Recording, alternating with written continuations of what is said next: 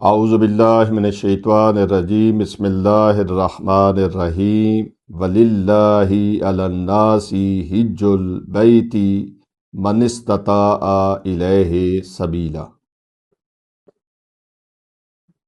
مینا میں آپ نے بیتوتہ کر لیا، مینا کے اعمال سے آپ فارغ ہونے کے بعد اب باری آتی ہے جن کو بولتے ہیں اعمال مکہ۔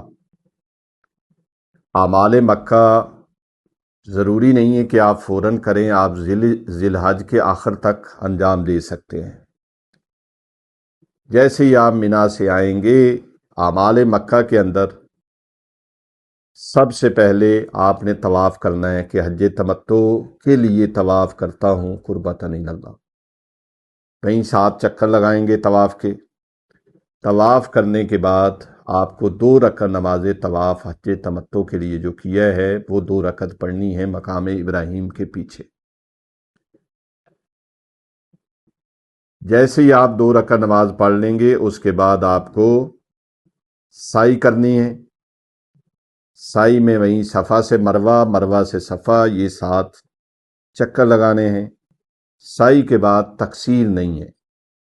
جیسے ہی آپ سعی کریں گے، فوراً آپ کے اوپر سے خوشبو والی پابندی ہٹ جائے گی، یعنی اب آپ خوشبو والی الائچی والی چائے وغیرہ، کھانا وغیرہ کھا سکتے ہیں۔ اس کے بعد آپ طواف النساء کریں گے۔ طریقہ وہی ہے، صرف نیت یہ ہوگی کہ میں حج تمتع کا طواف النساء کرتا ہوں یا کرتی ہوں قربتاً اللہ۔ طواف کرنے کے بعد آپ 2 رکعت نماز طواف النساء پڑھیں گے مقام ابراہیم کے پیچھے۔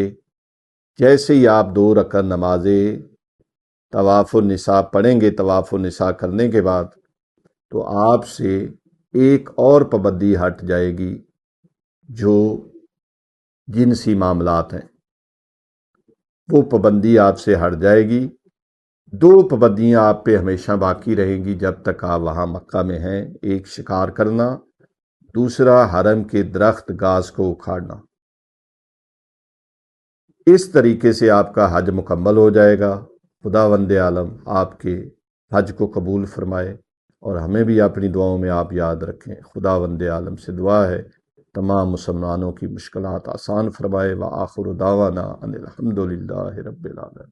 ہماری گزارش ہے کہ ہمارے فیس بک، یوٹیوب اور انسٹاگرام کے تمام پیجز کو لائک کریں، شیئر کریں اور سبسکرائب کریں۔